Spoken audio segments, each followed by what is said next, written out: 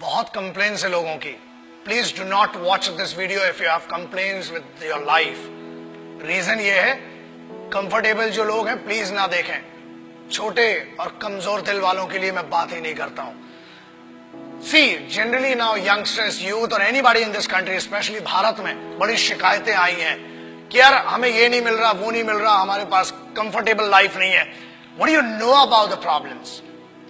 The guys, those who face the highest trouble and the biggest problems of this country, the least paid by the government, but has the biggest pride to be called the soldiers of this country and soldiers of Indian Armed Forces.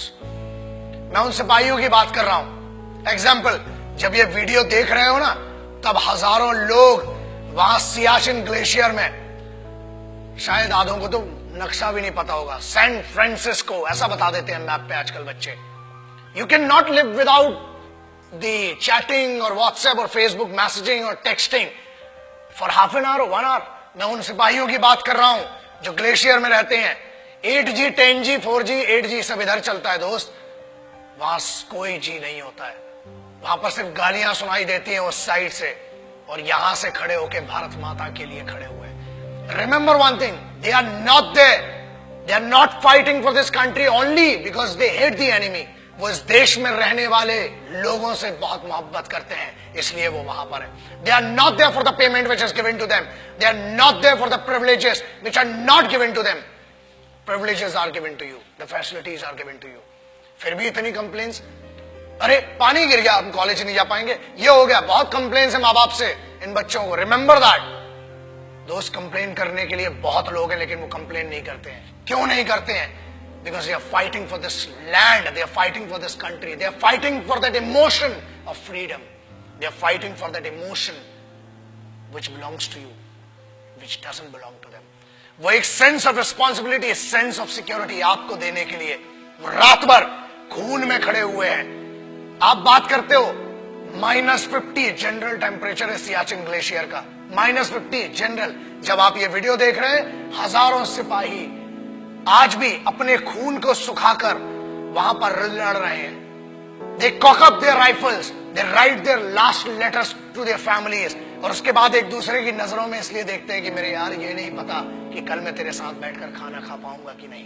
बोलना तो बहुत दूर की बात सोचिए, आप सोच भी नहीं सकते किन कंडीशंस में वहां पर. And remember one thing, I'm not talking about the highest battleground of the country.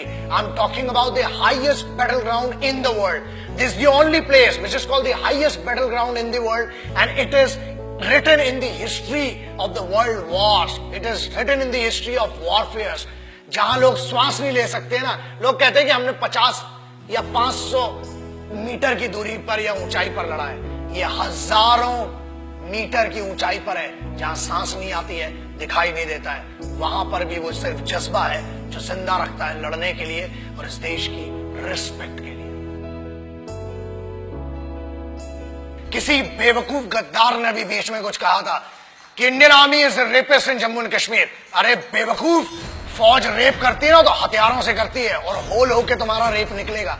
याद रखना, ये तो कॉन्स्टिट्यूशन है कि हमें फौज की आज भी एथिक्स और इज्जत है कि फौज आज भी कुत्तों को नहीं मारती, इसलिए बचे हुए हो. और याद रखना, किसी के भी खिलाफ कह लेना, मगर हिंदुस्तानी फौज, Indian army, navy and air force के बारे में बोलने के पहले 1 करोड़ बार सोचना.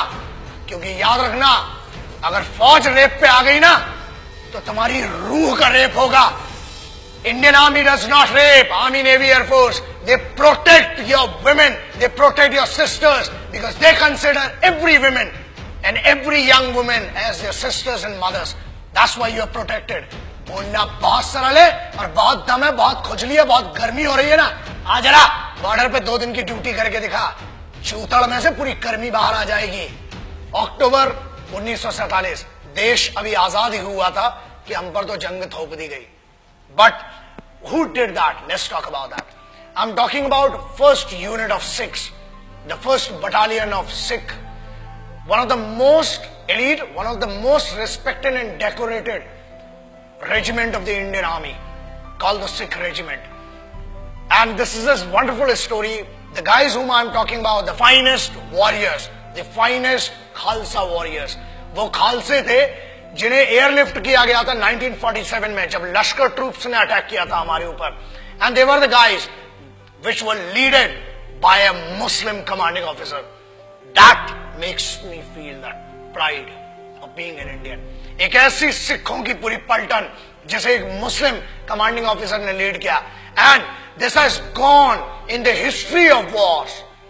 दुनिया में कभी भी इतना खतरनाक ऑपरेशन नहीं हुआ और उस सिख रेजिमेंट ने दे प्रोटेक्टेड द गाइज. एंड whom did they protect? The bigger question is that. याद रखिए, फौज कभी ये नहीं पूछती और ना ही उनने 1947 अक्टूबर में पूछा कि हम हिंदुओं को बचा रहे हैं कि मुसलमानों को, कि सिखों को, कि ईसाइयों को. हम हर उस इंसान को बचा रहे हैं जो भारत में पैदा हुआ है, जो एक हिंदुस्तानी है, जो एक भारतीय है. I am talking about the organization which in none of the cases can be called corrupt or can be called manipulated organization. The most pious and the most respectful organization of this country, the institution of this country, is called the Indian Armed Forces. So that's why I always say respect our forces, because they are the actual protectors and actual sons of this country. Jai Hind, Vande Mataram.